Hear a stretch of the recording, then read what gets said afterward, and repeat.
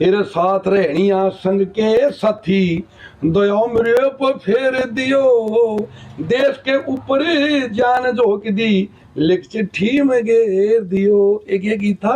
एक दूसरा गीत मुझे पूरा याद नहीं, बहुत लंबा हो गया। चित्रकार चतराई करके एक चित्र बना दे प्यारा, आजादी के।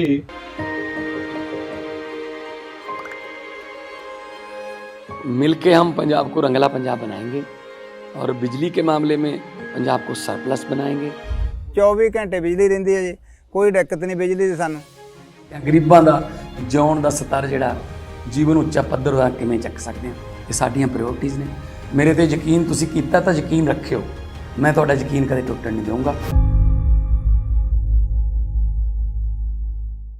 उन वीरां का हो फोटू न्यारा न्यारा, एक हल्दी घाटी देखा मने जो सेना की तैयारी, पलटन फौज रिशाले दिखा दे हाथी की अलमारी, चेतक की वाक टाप दिखा दे जो हाथी पे मारी, तरकस तीर कमान दिखा एक चलता हुआ कटारा, आजादी के तरकस तीर कमान दिखा एक चलता हुआ कटारा, आजादी के।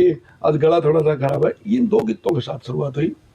फिर सर हम मोरखी स्कूल में चले गए, वहाँ माननीय सुभाष जी मिले, गुरु जी मास्टर वो, उन्होंने नाटकों की तैयारी करवाई। फिर सौभाग्य से गवर्नमेंट कॉलेज जींद में चले गए, बहुत बड़ा कॉलेज है, वहाँ पर डॉक्टर राधेश्याम जी हमारे इंचार्ज थे, पंडित वेद व्यास सिखाने आते थे, बहुत बड़े कलाकार थे। बस फिर तो सिलसिला चल पड़ा।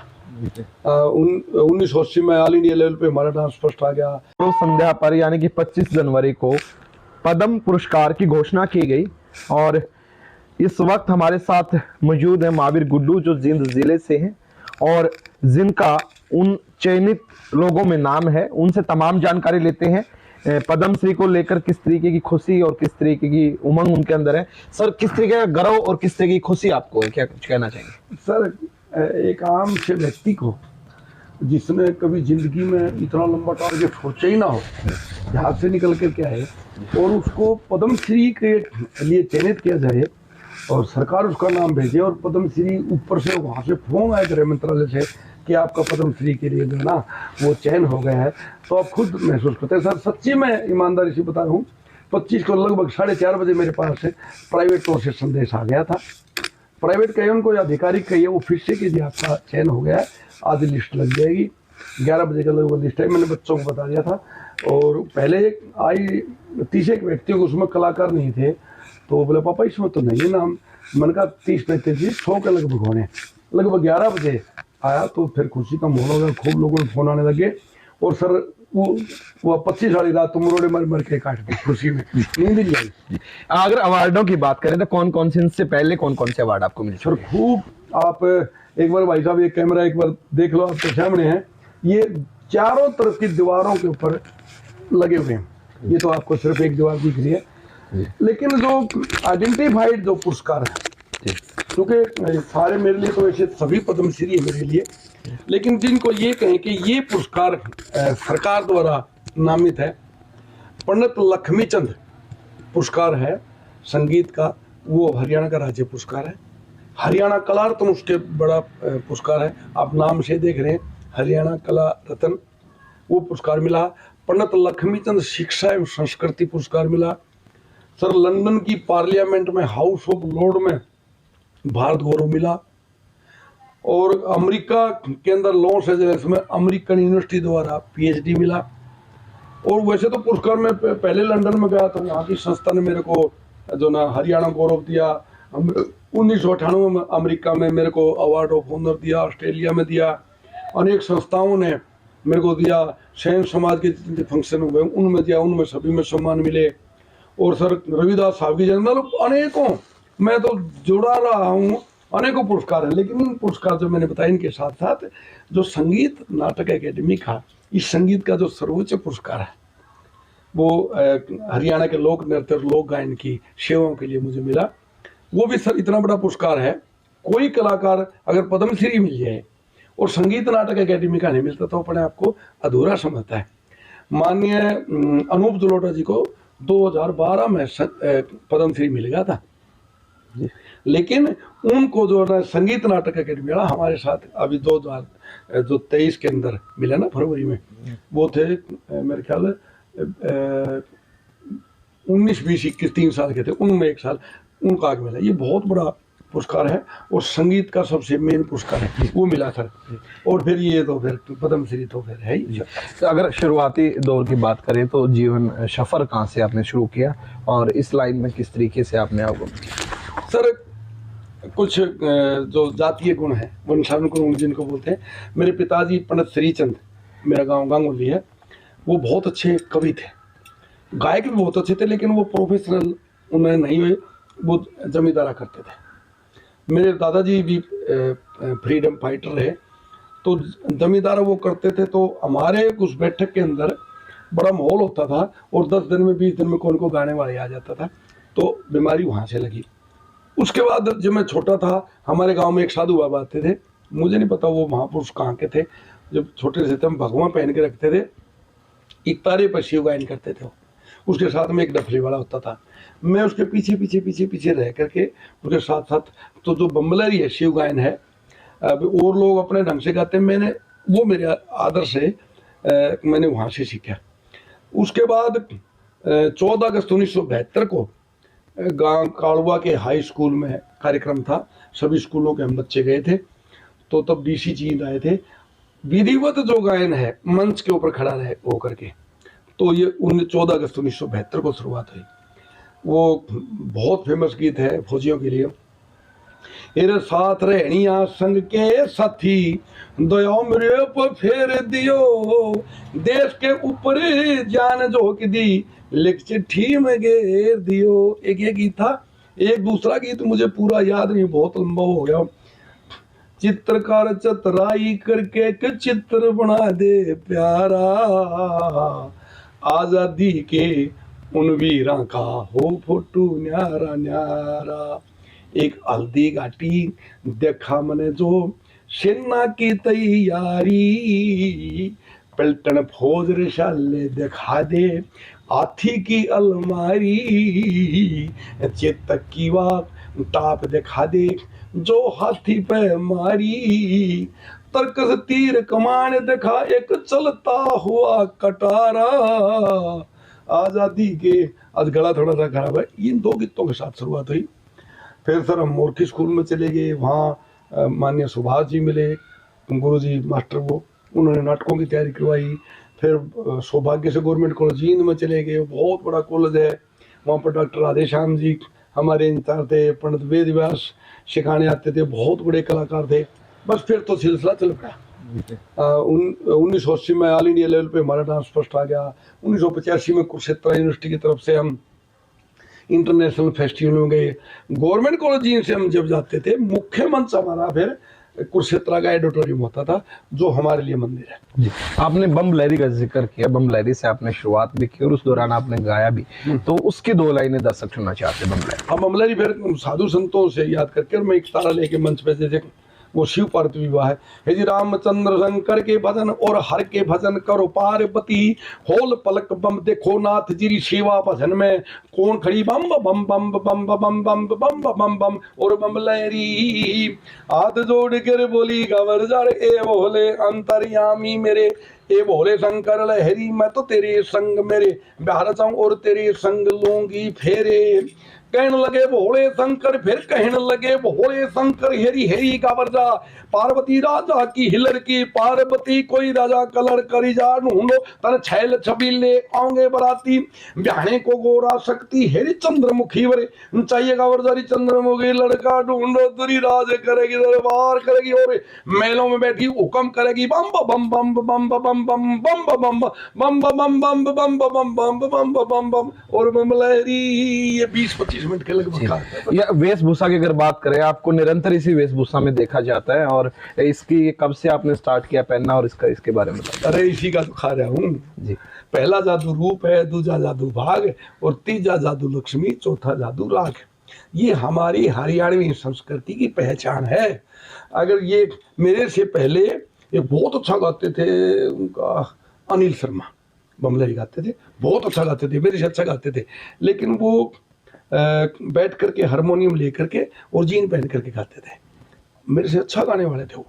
लेकिन क्योंकि एक तारे की और अपनी एक पहचान है और संस्कृति की पहचान है, तो आदमी लगता है कि यू आदमी जो आया है ना यार, ये एक तारे वाला, ये कमेंट करेगा।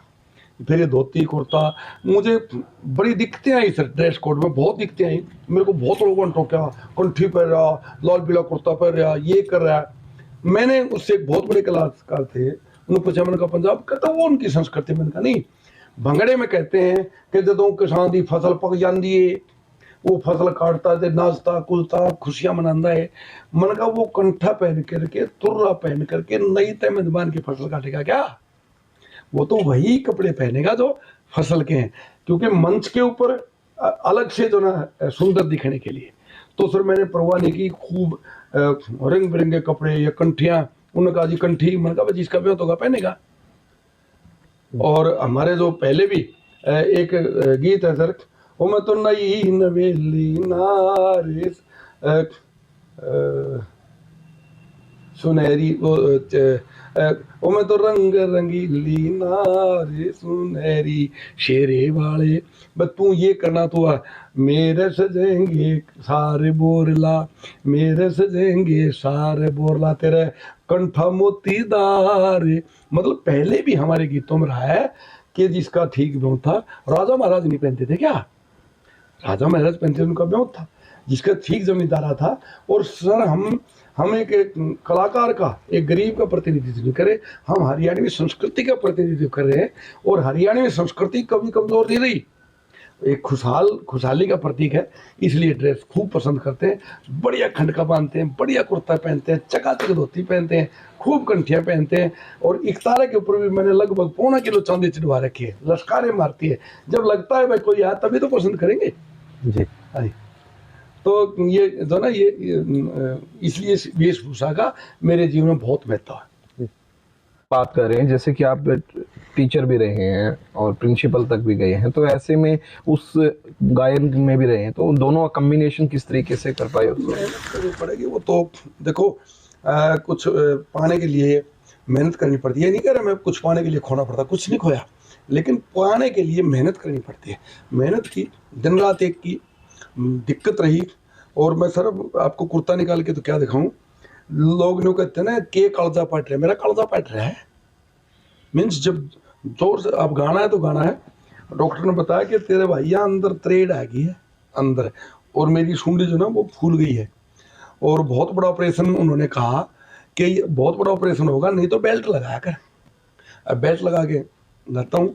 अब जब जोर लगाना, जब गाना गा ना, या तो गा नहीं तो ना मत गा। तो सर कठिनाई तो की। और आमतौर से मुझे ये भी रहा कि सरकार के जितने बड़े आयोजन होते हैं वो आमतौर से संडे को ही होते हैं, एक ये बेनिफिट मिला। या फिर सांस्कृतिक कार्यक्रम, प्राइवेट कार्यक्रम आमतौर से रात को होते हैं, रात को कार्यक्रम करके और मेहनत करना है, 2 पैसे कमाने, तो सुबह फिर मैं नहा धो के स्कूल जरूर जाता था। ये दोनों का तालमेल बिठाने के लिए सर मेहनत करनी पड़ेगी, शरीर को तपाना पड़ेगा, और तब के ही सोना बनता है। तो बच्चे जैसे प्रिंसिपल सर को इस वेशभूषा में देखते थे किसी कार्यक्रम में, या तो किस तरीके की क्या कुछ? तो बाहर देखने की जरूरत नहीं, मैं तो धोती कुर्ता बांध के स्कूल में चला जाता था। कोई भी बड़ा आयोजन होता तो मैं अपने धोती कुर्ता और इकतारा लेकर के मैं वही गीत गा देता था। लेकिन अब वही बात आती है कि मैंने रागनियों का चयन, शब्दों का चयन वही तो करना पड़ेगा। मैं प्रिंसिपल हूँ, सामने मेरे स्टूडेंट बैठे हैं, तो उन स्टूडेंट को ये लगे कि हमारा प्रिंसिपल जो गा रहा है ना, ये ठीक गा रहा है, संस्कृति का गा रहा है, तभी तो ताड़ियां बजाएंगे। और सर मेरे पास मैं एक दिन गिन रहा था, 15 अगस्त और 26 जनवरी के पुरस्कार के लिए आदमी एक पुरस्कार के लिए बड़ी कोशिश करता है। मैं एक दिन गिन रहा था तो 34 है मेरे पास, 15 अगस्त के, 26 जनवरी के, एसडीएम के, डीसी के, वोटर डे के। तो वो तभी तो मिलेंगे जब आप अच्छा काम करोगे। तो सर इसके संस्कृति का और शिक्षा का तालमेल बैठा है ना, इसलिए तो पंडित लक्ष्मीचंद शिक्षा और संस्कृति पुरस्कार मिला। जैसे आपको इतने सारे अवार्ड्स मिले हैं और आप इतना अच्छा गाते हैं और हरियाणवी संस्कृति को भी बरकरार रख रहे हैं, तो ऐसे में दर्शकों का समर्थन की बात करूं, वो कैसा मिला? दर्शकों की तो कृपा है।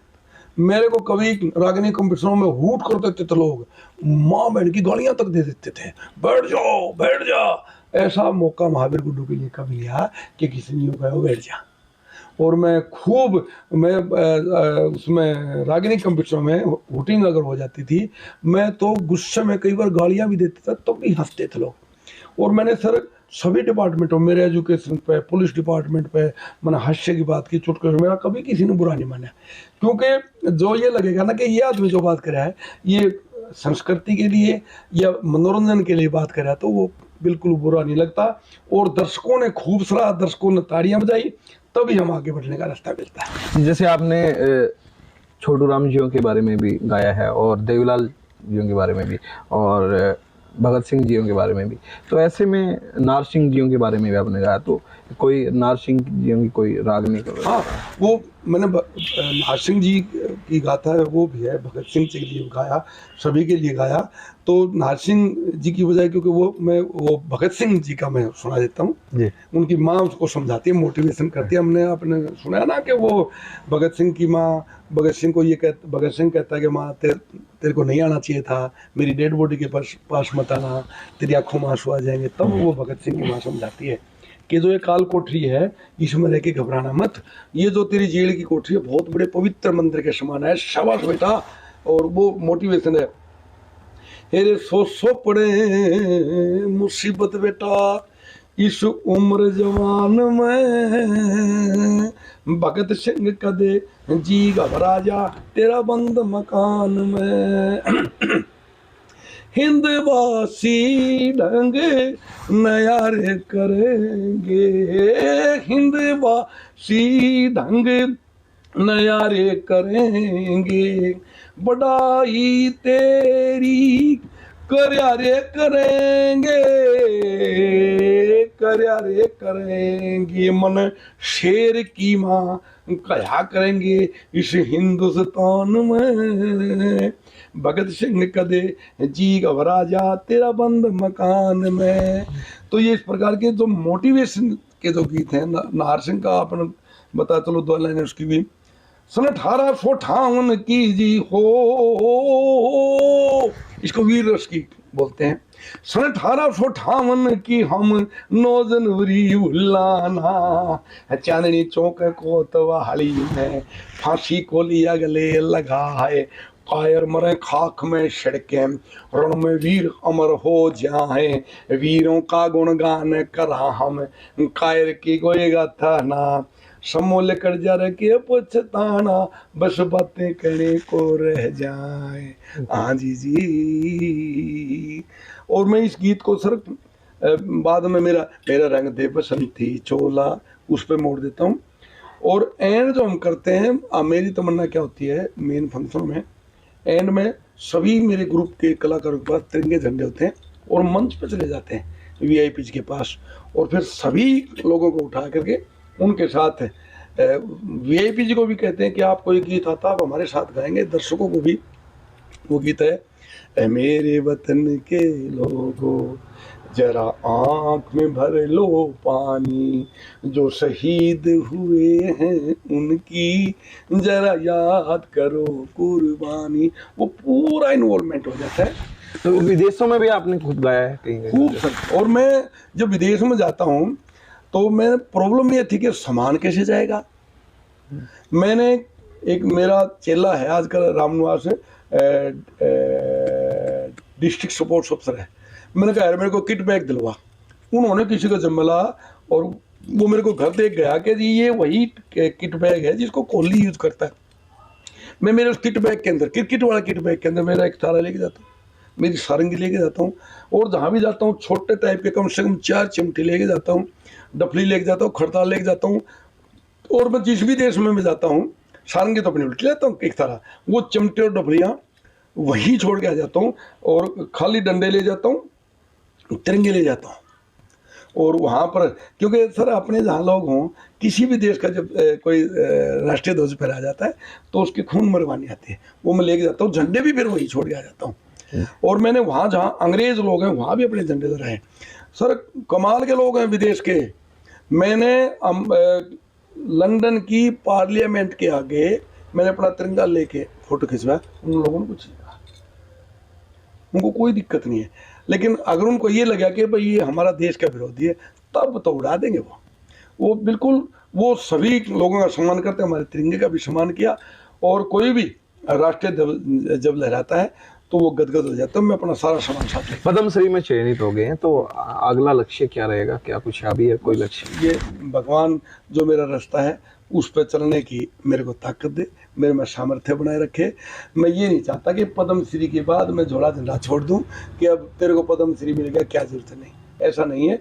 पद्मश्री एक मान है, पद्मश्री एक बाधा नहीं है। मैं जो ना मेरे रास्ते पे चलना चाहता हूँ, और मैं मेरे मोटिवेशन से सैकड़ों लड़के जो ना हरियाणवी वेशभूषा में रहते हैं, घोड़ा जो नाच हमने शुरू किया था, अब हरियाणा में कम से कम 20 घोड़े हो गए हैं। मैं ये चाहता हूँ कि जो सिलसिला मैं तो है ना किसी शायर का, मैं तो अकेला ही चला था, हम सफ़र मिलते गए और कारवां बढ़ता गया।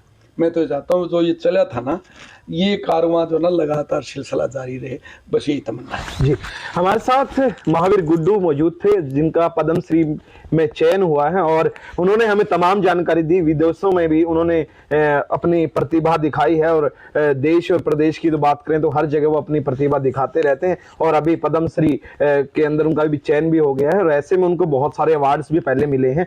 तो ऐसे में उनको बेस्ट प्रिंसिपल का भी अवार्ड मिला। तो तमाम तरीके की खबर पाने के लिए बने रहिए पंजाब केसरी टीवी के साथ। वीडियो जर्नलिस्ट हरदीप के साथ प्रदीप शौकान, पंजाब केसरी।